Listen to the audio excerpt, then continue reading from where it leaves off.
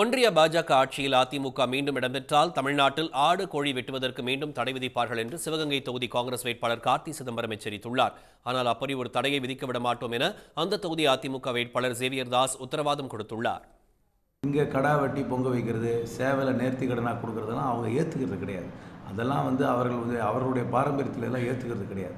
அதனால் எப்படி ஒரு 20 வருஷத்துக்கு முன்னாடி பல பேர் மறந்துருப்பாங்க. அண்ணா திராவிட முன்னேற்ற கழகம் செல்வி ஜெயலலிதா முதலமைச்சராக இருக்கும்பொழுது இந்த ஆடு கோழி நேர்த்தி கடனாக கொடுக்கறதுக்கு தடை போட்டாங்க. அந்த மாதிரி வருகின்ற காலத்தில் பிஜேபியும் நாடு முழுவதும் ஒரு தடை போடுறதுக்கு வாய்ப்பு இருக்குது. எந்த ஒரு நலத்திட்டத்தையும் கொடுக்காம இப்போது அது இப்ப நலத்திட்டம் சொல்லி ஓட்டு கேட்கல. என்ன சொல்றாங்க, கிராமத்துல அண்ணன் சொன்ன மாதிரி கோழி வெட்டக்கூடாது, ஆடு வெட்டக்கூடாது, தடை விதிச்சிருவாங்க. இதெல்லாம் பொய்யான தகவல். அண்ணன் சொன்ன மாதிரி இந்த வாக்காளர் பெருமக்கள் இரட்டலைக்கு வாக்களித்து எதிர் வேட்பாளரை கிராய வெட்டுவது போல கண்டிப்பாக நீங்கள் சவுக்கடியை இருக்க. உடனுக்குடன் செய்திகளை தெரிந்து கொள்ள சன் நியூஸ் பெல் ஐகானை கிளிக் பண்ணுங்க.